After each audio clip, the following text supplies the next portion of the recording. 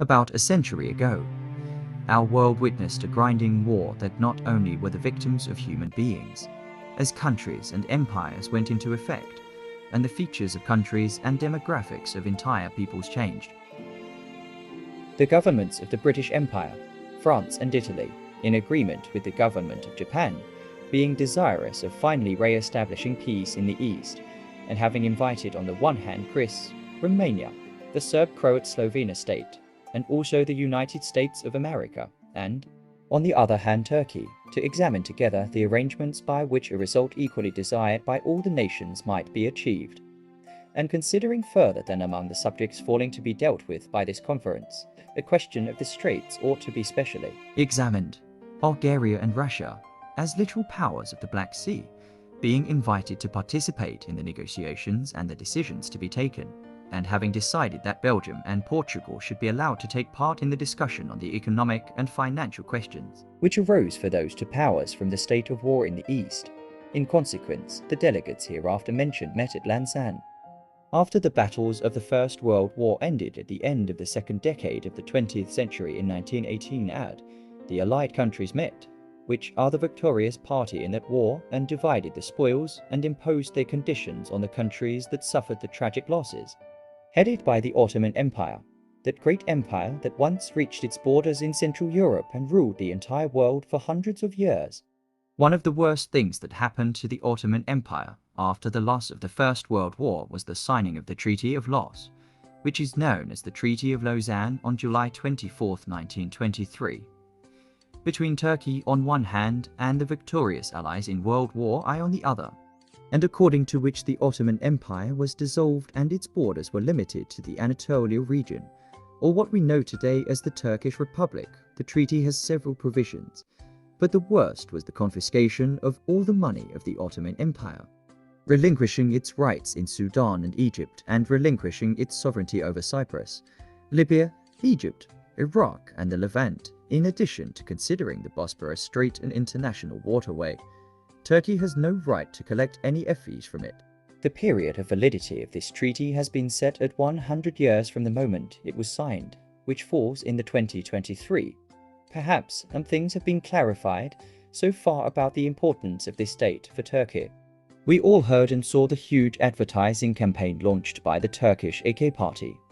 which is headed by Recep Tayyip Erdogan, the current president of the Republic of Turkey, which carried the slogan of Turkey 2023, which was the basis of the electoral program of the party and President Erdogan. So, this history must have become a question mark for many, as many wonders what this year holds for Turkey and even for the world as a whole. We have previously explained in the video that it is the expiration date of the Treaty of Lausanne, but the importance of the year 2023 does not depend on this matter only, but rather it involves many more and more comprehensive aspects of everything that matters to the country. The current plan of the Turkish government, led by the AK Party, lies in rebuilding a strong, modern Turkey that has international weight with an important impact on global issues.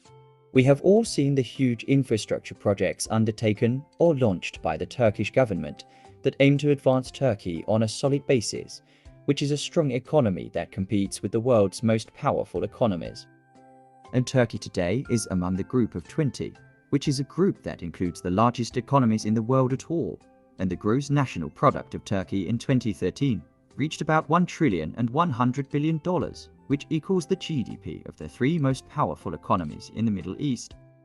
namely Saudi Arabia, the Emirates and Iran, in addition to increasing agricultural, industrial and trade production of free trade by providing a favorable atmosphere for investors, increasing the number of companies and Turkey's conquest of the world market with its products.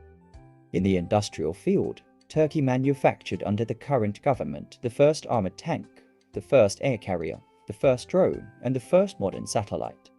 Turkey was also able to manufacture 2 nuclear submarines at only $60 million,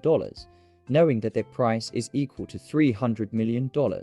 and in 10 years 125 universities and 198 were built school and 510 hospitals. We do not forget the new Istanbul airport, which is one of the largest airports in the world, which was put in service last year, and the Istanbul Canal project and the Turkish Torrent, which will give Turkey its need of natural gas and return it with a large income. And let's not forget that we witnessed with the beginning of this year the detection of the first electric, entirely Turkish-made car.